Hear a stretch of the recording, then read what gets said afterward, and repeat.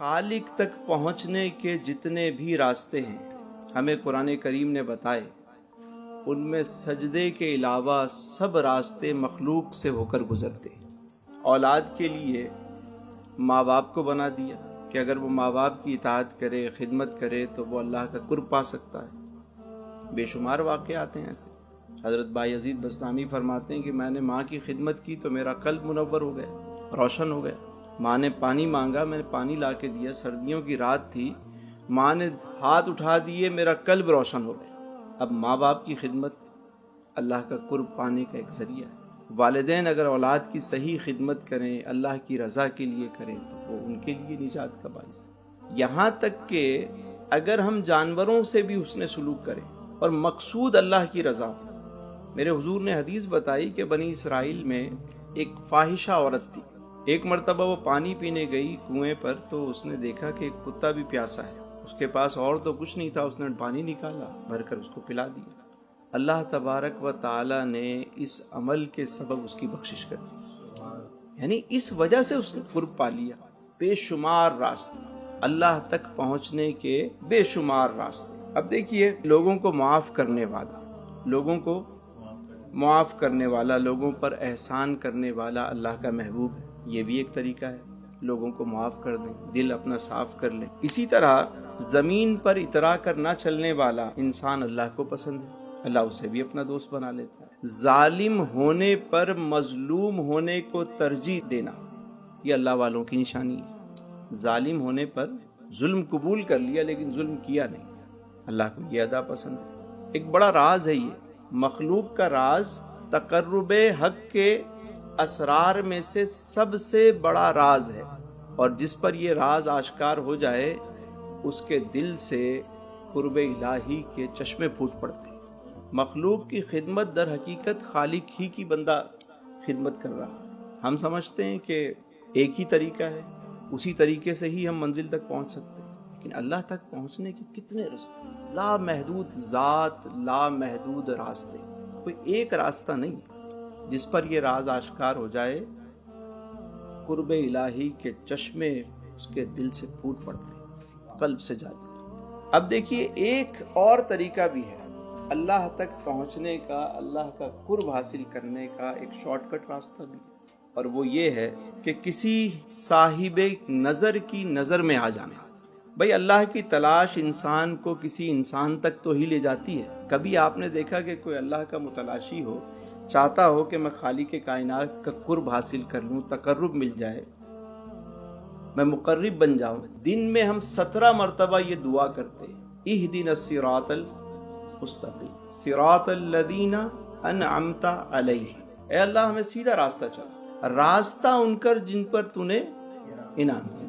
اب میں یہ پوچھتا ہوں، میرا سوال یہ ہے کہ کیا کبھی ہم نے تڑپ کر یہ دعا کی کہ یا اللہ کسی انعام یافتہ سے ملا دے؟ دن میں 17 مرتبہ ہر فرض نماز میں سورہ فاتحہ پڑھی جاتی ہے، ہم روزانہ 17 مرتبہ یہ دعا مانگتے ہیں، لیکن کبھی ہم نے تڑپ کر یہ بھی دعا مانگی کہ مولا کسی انعام یافتہ سے ملا دے؟ آج بھی قرآن قیامت تک کے لیے ہے، آج بھی کوئی تڑپ کر یہ دعا مانگے نا، یا تو وہ کسی انعام یافتہ تک پہنچ جائے گا یا انعام یافتہ اس تک پہنچ جائے گا۔ آج بھی تقرب خدا کا ایک راستہ یہ بھی ہے کہ کسی صاحب نظر کی نظر میں آ جانا۔ اللہ اللہ کیے جانے سے اللہ نہ ملے، اللہ والے ہیں جو اللہ سے۔ ہمارے یہاں ایک چیز مشہور ہے، ہم کہتے ہیں بھائی نظر لگ جاتی ہے، تو یقیناً حق ہے، نظر بد لگتی ہے۔ میں یہ کہتا ہوں کہ اگر نظر بد لگ سکتی ہے تو نظر خیر بھی تو لگ سکتی ہے بھائی، سبحان اللہ۔ نظر حق بھی تو لگ سکتی ہے، اس میں بھی تو تاثیر ہے نا۔ ہم ایک ہی طرف کیوں دیکھ رہے ہیں کہ نظر بد لگ سکتی ہے، نظر بد ہو گئی؟ کبھی کسی نظر خیر والی نظر میں بھی آپ صاحب نظر کی نظر میں آ جاؤ، پھر آپ دیکھو کیسے منازل طے ہوتی ہیں، کیسے مدتوں کا سفر جو ہے وہ لمحوں میں طے ہوتا ہے۔ تو یہ بھی ایک قرب الہ کا بہت بڑا ذریعہ ہے کہ کسی صاحب نظر کی نظر میں آ جانا۔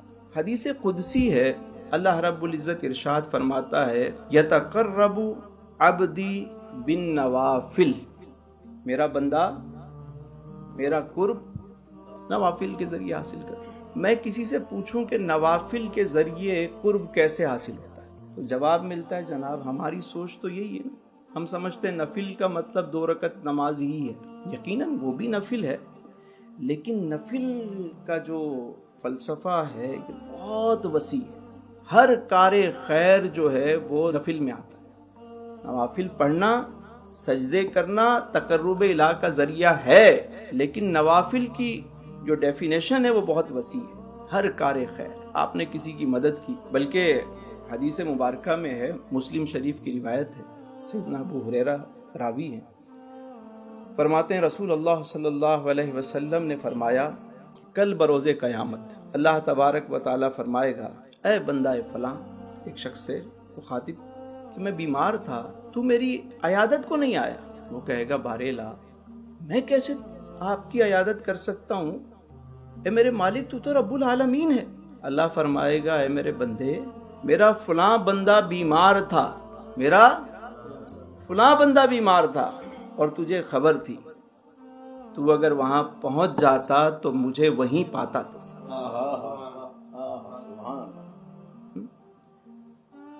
فرمائے گا ایک بندے سے اے میرے بندے میں بھوکا تھا، تو نے مجھے کھانا نہیں کھلایا۔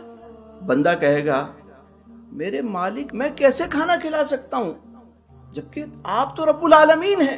اللہ فرمائے گا میرا فلاں بندہ بھوکا تھا، اس نے تجھے پکارا تھا، تجھے پتا تھا وہ بھوکا ہے، اگر تو اس کو کھانا کھلا دیتا مجھے وہیں پاتا۔ پھر فرمایا کہ ایک شخص سے سوال ہوگا کہ اے فلاں بن فلاں میں پیاسا تھا، تو نے مجھے پانی نہیں پلایا۔ وہ کہے گا یا رب العالمین کہ میں آپ کو کیسے پانی پلا سکتا ہوں، تو رب العالمین ہے۔ اللہ فرمائے گا کہ میرا فلاں بندہ پیاسا تھا، اگر تو اسے پانی پلا دیتا تو مجھے وہیں پاتا۔ تو اللہ تک پہنچنے کے جتنے راستے ہیں وہ مخلوق سے ہو کر گزرتے ہیں، یہ ہمیشہ یاد رکھیں، یہ راز ہے، اس کو سمجھنے کی کوشش کریں۔ کبھی بھی کسی کا دل نہ توڑیں، کبھی کسی پہ ظلم نہ کریں، ظالم ہونے پر مظلوم ہونے کو ترجیح دیں، یہ فلسفہ۔ کبھی معاف کر دیں، چھوڑ دیں، حق سے زیادہ دے دیں اللہ کی رضا کے لیے۔ جب یہ کام کریں آپ دیکھیں کہ برکت کیسے ہوتی ہے۔ اللہ کو راضی کرنے کا ایک اور شاندار، سب سے افضل و اکمل، سب سے پیارا طریقہ، وہ کہتے ہیں نا زما بھائی وہ فاسٹ ٹریک، وہ بتا رہا ہوں کہ اللہ تک پہنچنے کا سب سے تیز ترین راستہ کیا ہے؟ جب اللہ سے پوچھتے ہیں، فرمایا قل ان کنتم تحبون اللہ، اے محبوب فرما دیجئے قل ان کنتم تحبون اللہ فاتبعونی، بس میری اتباع کرو۔ اے محبوب جب یہ تمہاری اتباع کریں گے تو کیا ہوگا؟ یحببکم اللہ، اللہ انہیں اپنا محبوب بنا لے گا۔ کیسا نسخہ ہے کہ حضور کی اطاعت کر لیں، ان کی غلامی میں آ جائیں، اللہ محبوب بنا لے گا۔ اب دیکھیے کہ اللہ کا قرب پانے کا اس سے آسان راستہ کیا ہوگا؟ صرف حضور کی اطاعت کرتے چلے جائیں۔ حضور کی شان دیکھیے، صرف حضور کے در تک ہم پہنچ جائیں، کام خود ہی